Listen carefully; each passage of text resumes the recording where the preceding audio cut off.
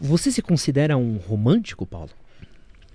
Eu acho difícil a gente pensar nesse termo, né, romantismo, porque a gente olha o romântico como se fosse um sonhador e que nada vai satisfazê-lo, porque tudo é uma ideação da realidade. Quando a gente pega, por exemplo, escritores românticos brasileiros, né, você pega Álvares de Azevedo, você pega todos os caras da geração dele, eram caras que, vamos resumir, tinham menos de 30 anos, malemar tinham 20, tinham vidas boêmias, festejavam quando pegavam tuberculose e morriam virgens.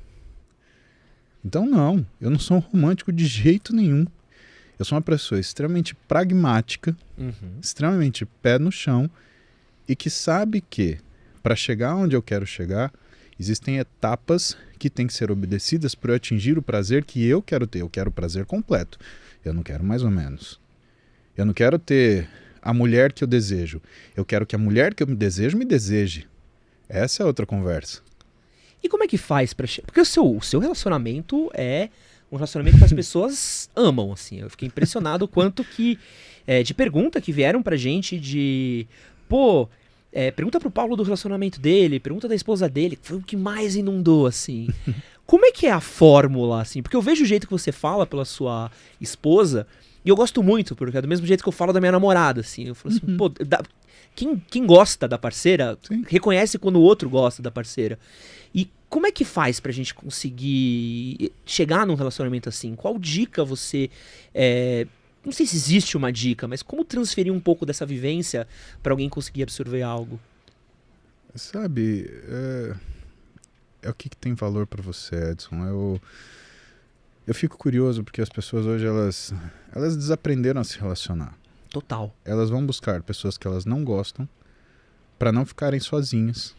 Acabam tendo relacionamentos vazios que as fazem sentirem sozinhas e que muitas vezes acidentalmente geram crianças que vão crescer num ambiente de relacionamentos vazios, sentirem-se sozinhas, ficarem revoltadas, terem ambiguidades emocionais geradas por um sistema tóxico de crescimento e que serão pessoas que a gente vai se relacionar no dia a dia. E como é que você quer que essas pessoas elas consigam se exercer maturamente do ponto de vista emocional, sentimental e íntimo? E cada vez mais isso aconteceu. Então, eu acho que as pessoas elas precisam aprender a se relacionar, na verdade.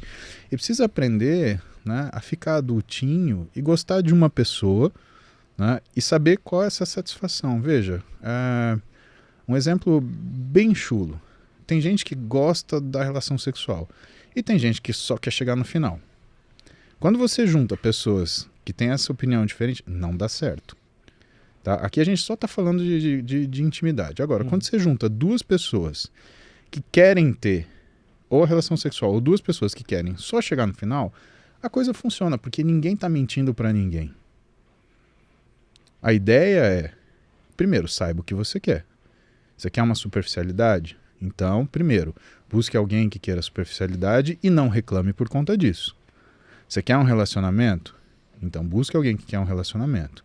E não reclame as dificuldades do relacionamento. As duas coisas têm dificuldades. Mas esse é um ponto bom que você tocou e que é uma coisa que a gente fala muito aqui no canal, que é essa questão das dificuldades do relacionamento.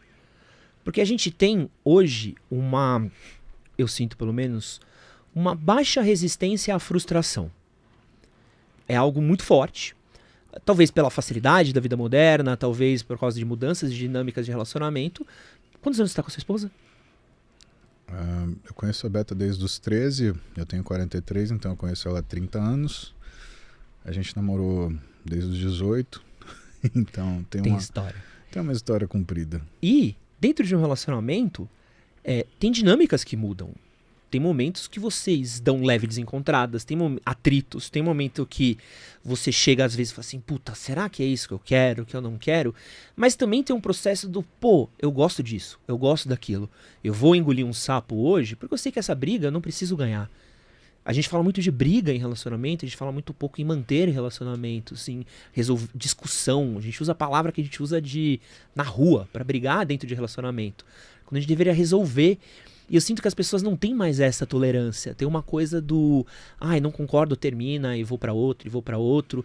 E as pessoas estão buscando, às vezes, um namoro de videogame, onde tudo é satisfatório, onde tudo é muito simples e que só te agrada. Foi o Marcos Lacerda que teve aqui e falou aquela coisa linda das 3 pessoas no relacionamento pra mim? Ele gravou um vídeo com a gente. Isso. Em breve vai pro canal. Tem um cara incrível, que acho que você ia gostar bastante, chama Marcos Lacerda, e ele falou pra mim uma coisa que me pegou muito forte, assim, que eu carreguei pro meu relacionamento. Que tem 3 pessoas no relacionamento. Tem você, seu parceiro ou sua parceira, e vocês 2.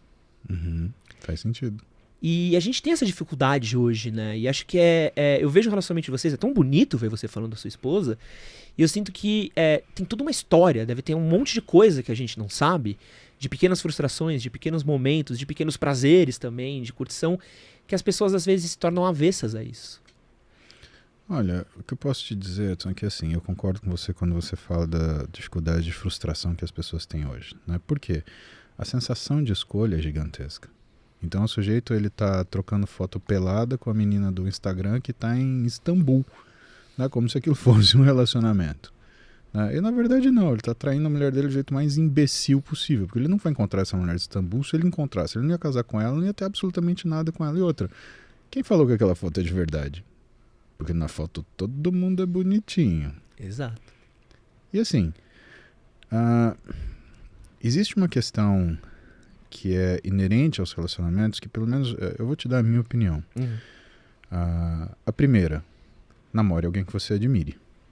Segundo, respeite a pessoa que você admira para que você nunca perca a admiração. E terceiro, você só vai agredir essa pessoa se você tiver um problema com você. Entenda, não é um esforço você interromper uma briga se você está bem com você mesmo. É um esforço quando você, de forma reativa, entrega um mal-estar seu para essa pessoa. Eu te falei, eu sou um cara pragmático. Né? E eu, para algumas coisas, eu tenho uma memória emotiva muito ruim. Então eu ressinto a Roberta de cada dia que ela ficou longe de mim, desde que a gente se separou até o dia que a gente voltou. Cara, o que eu posso fazer? Isso é verdade. Agora, eu aceito isso dentro de mim e eu aceito essa imperfeição. A única coisa, eu não me identifico com ela. Né? E por que eu não me identifico? Porque com quem que eu fui trabalhar isso? Eu fui trabalhar com ela. E aí a Roberta, ela sentou comigo e falou, Paulo, imagina o seguinte, quando a gente começou a namorar, eram as pessoas, não eram os momentos. Depois disso, eu passei uma dezena de dificuldades. Você passou uma dezena de dificuldades e a gente ficou absolutamente pronto um para o outro. Talvez, se a gente tivesse passado essas dificuldades juntos, nós tivéssemos nos separado. E a tua história com outra pessoa que você conheceu, ou a minha história com outra pessoa que eu conheci, poderia ter sido eu e você. E a gente nunca teria isso que a gente tem hoje. Eu falei, touché, ganhou. Então a gente tem muito conteúdo no nosso relacionamento de conversas dificílimas que a gente teve, né, em relação a dificuldades relacionadas à vida. Então, por exemplo, na época que a gente voltou a se conversar, Edson, eu dava 3, às vezes 4 plantões por semana. Nossa. Eu tinha um fixo de 24 horas no sábado, um variável no domingo, 24 horas. Tinha um de quinta-feira, de 12 horas noite, e às vezes eu tinha um de terça. Então tinha semana que eu dormia 2 vezes em casa.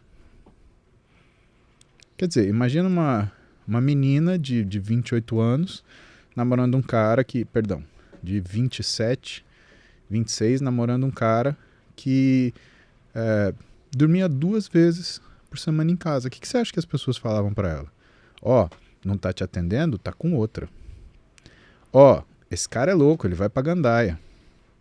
Eu chegava em alguns lugares e eu andava de moto para conseguir fazer 2 hospitais antes, entre 6h30 e 7 da manhã. Tenta sair do Vila Maria às 6h40 e chegar no Hospital São Paulo antes das 7. Tá maluco.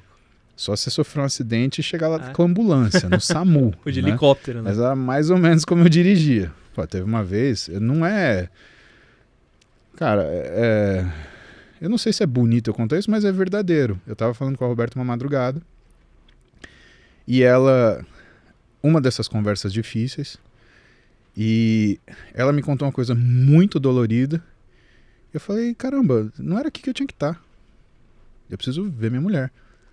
Eu peguei minha motocicleta, eu saí da Vila Mariana, cheguei na Zona Norte, na casa dela, em 7 minutos e meio. Nossa. E assim, eu fiz isso numa R1. Isso quer dizer o quê? Que muito provavelmente na 23 tiveram alguns lugares que eu cheguei a 200 por hora. E pasme, teve um amigo meu que me viu e falou, cara, eu vi um demônio numa moto vermelha com a capa branca voando. Era tu? Eu falei, ó, não nego nem desnego, não nego nem confirmo. Né? Mas assim, a gente faz algumas coisas, eram caminhos que eu sabia muito bem, então, imagina, eu fiz muita coisa impulsiva, muita coisa, né, no sentido de resolver dores imediatas, né? Vamos deixar isso para lá, vamos voltar ao que a gente está falando. Então, existiam coisas nas nossas vidas que tinham muito conteúdo e que tinham que ser abordadas. Por quê? Porque a gente queria viver junto, né? E como eu te falei, eu andava de moto, às vezes eu chegava em alguns lugares conhecidos dela, olhava e falava assim, nossa, ele usa droga, porque médico é drogado, né? Pra dar plantão. Nossa. Aí ele cheira cocaína. Cara, eu com os olhos vermelhos de sinusite e andar de madrugada no frio, né? Uma sinusite que nunca curava, né? Porque, pô, quem anda de moto sabe que você tem duas companhias, o frio e a sinusite. Edson, e eu chegava no lugar, fungando, olho vermelho, cara, só faltava fazer assim, né? Tá cheirado esse maluco aí. E nada, cara, sem dormir, no frio, poluição, cara, às vezes minha cara ela ficava preta por causa só sobrava o olho que dava pra ver, de tanta fuligem que tinha na minha cara. E eram coisas que a gente tinha que enfrentar. E que ela enfrentava do meu lado, porque as pessoas me julgavam sem saber absolutamente nada do que era a minha vida, né? Ela tinha que ouvir isso, ao mesmo tempo ela não podia reagir, porque, né, não tinha como. Imagina se ela trouxesse esse conteúdo pra mim e falasse. Ela me conta essas histórias, né, hoje, porque senão eu ia falar alguma coisa para essas pessoas, né? Eu não sei se eu te contei, mas eu sou meio mal educado. Né? Eu sou, às vezes, intempestivo demais. Então, na verdade, aquilo que a gente procura, né, sincronizar no relacionamento é entender essas dificuldades e tratar delas de uma forma madura, sabendo que quando você tem uma briga, você só vai agredir outra pessoa se você tiver um conteúdo seu que você vai fazer mal para ela. Agora, se você tem um conteúdo seu, o problema é seu. A gente tem essa facilidade que é de descontar na pessoa que está do nosso lado. Cara, em determinadas situações, a gente entende. Mas pensa, você tem recém-casados, tá? Eles têm um filho. A fase do puerpério é a fase mais difícil para a mulher. Ela entra numa situação de baixo hormonal e de fadiga intensa porque ela não dorme, a criança não dorme, ela tem que dar de mamar às vezes 2 vezes na madrugada. Coisa que assim, só quem é mãe sabe o que é, tá? E aí o sujeito espera o quê? Que quando ele volte para casa, tarde, ela esteja de baby doll esperando ele com um sorriso. Não vai estar, ela vai estar igual a Dona Florinda, com o humor da bruxa do 71 e com a mágica das garras da Malévola esperando para fincar nas costas dele. Então você é homem, cara, então você tem que entender isso. Se você não gosta disso, você tem que casar com outro homem, porque o homem não engravida e não tem filho. Você tem que saber o que você quer na vida. Né? E mesmo com outro homem vai ter dificuldade também, né? Também vai ter, porque eles vão competir em alguma coisa. Se bem que eu li um estudo de um cara muito legal, que ele fala que o casamento ideal seria os casamentos homossexuais, porque eles não disputam domínio e eles têm interesse pela mesma coisa. É curiosíssimo isso. Eu olhei e falei assim, cara, será que o cara tem razão, velho? Aí eu pensei em casar com meu cunhado e aí ficar com a minha mulher, né, à distância pra não encher o saco dela. Porque, cara, ou coisa que enche o saco de mulher que é homem, né, cara? Impressionante.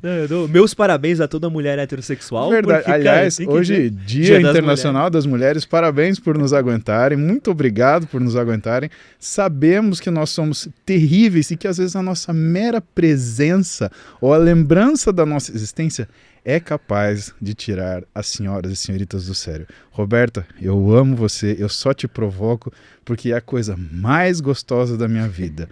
Amo de paixão, coração. Um beijo pra você.